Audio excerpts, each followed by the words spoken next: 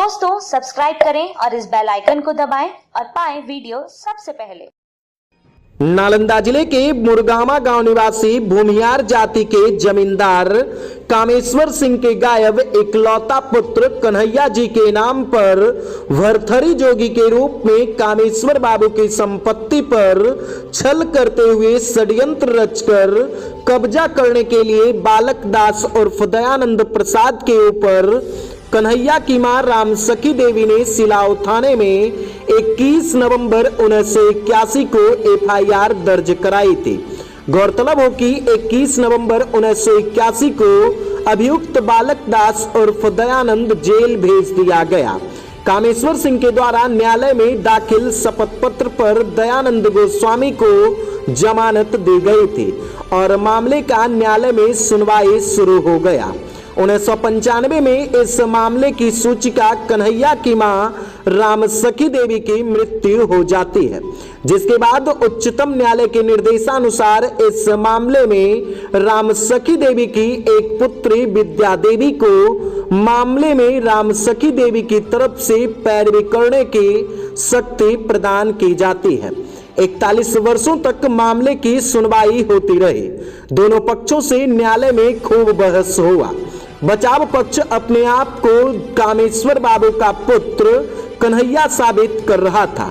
बचाव पक्ष के द्वारा 7 साक्षियों का न्यायालय में साक्ष्य परीक्षण कराया गया, जिन्होंने बालक दास उर्फ दयानंद गोस्वामी को कामेश्वर बाबू का इकलौता पुत्र कन्हैया साबित करना चाहा, जबकि अभियोजन पक्ष तथा कथित कन्हैया जो भरथरी के रूप में बालक दास बनकर कामेश्वर बाबू के पास आया था, उसको जमुई जिले के लखैया निवासी स्वर्गीय प्रभु गोस्वामी का पुत्र बालक दास उर्फ दयानंद गोस्वामी साबित कर रहा था। अभियोजन पक्ष से 7 साक्षियों का साक्ष्य परीक्षण कराया गया, जिसने तथाकथित कन्हैया को बालक दास उर्फ दयानंद गोस्वामी साबित करना चाहा।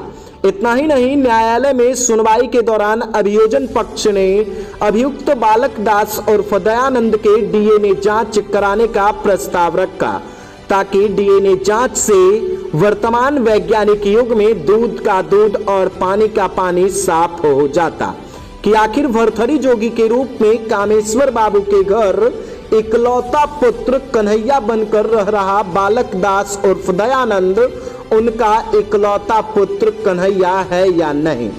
न्यायालय में सुनवाई के दौरान बचाव पक्ष ने खुद के डीएनए जांच कराने से इनकार कर दिया और न्यायालय अभियोजन पक्ष द्वारा दाखिल डीएनए जांच प्रतिवेदन को निरस्त कर दिया। अब सबकी निगाहें न्यायालय पर टिके थे कि आखिर यह हकीकत में कन्हैया है या फिर दयानंद गोस्वामी।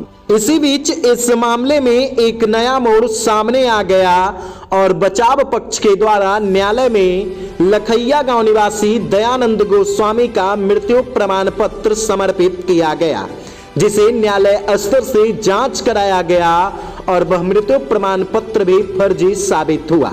आखिर सवाल उठता है कि दयानंद गोस्वामी के मृत्यु प्रमाण पत्र की आवश्यकता आखिर किसे और क्यों पड़ी? आखिर किसने दयानंद गोस्वामी के मृत्यु प्रमाण पत्र को बनाया? यह तमाम प्रकार के बिंदु केवल और केवल रहस्य बनकर रह गए। नालंदा जिला जज डॉक्टर रमेश चंद्र द्विवेदी के निर्देश पर इस मामले की दिन प्रतिदिन सुनवाई शुरू हुई, क्योंकि पटना उच्च न्यायालय के निर्देशानुसार पुराने वादों का ज्यादा से ज्यादा और त्वरित निष्पादन करने का निर्देश दिया गया था और उसी को ध्यान में रखते हुए इस 41 साल पुराने मामले का नालंदा जिला जज के निर्देश पर दिन प्रतिदिन सुनवाई शुरू की गई और इस मामले की सुनवाई चर्चित और मार्मिक और ऐतिहासिक फैसले देने वाले जज मानवेंद्र मिश्र के यहाँ सुनवाई पूरी हुई। अगले एपिसोड में हम आपको बताएंगे कि बचाव पक्ष और अभियोजन पक्ष के कड़ी बहस के बाद न्यायालय किस नतीजे पर पहुंची और दयानंद गोस्वामी को कितने वर्ष की सजा सुनाई गई। निचली अदालत ने यह मान लिया कि यह कामेश्वर बाबू का इकलौता पुत्र कन्हैया नहीं बल्कि दयानंद गोस्वामी है, जो कामेश्वर बाबू के राजसी ठाट बाट पर अपना कब्जा जमाए हुए है। अगले एपिसोड में पूरी कहानी हम आपको निचोड़ बता देंगे और यह भी दिखा देंगे कि न्यायालय से दयानंद गोस्वामी को कितने दिनों की सजा सुनाई गई। दोस्तों सब्सक्राइब करें और इस बेल आइकन को दबाएं और पाएं वीडियो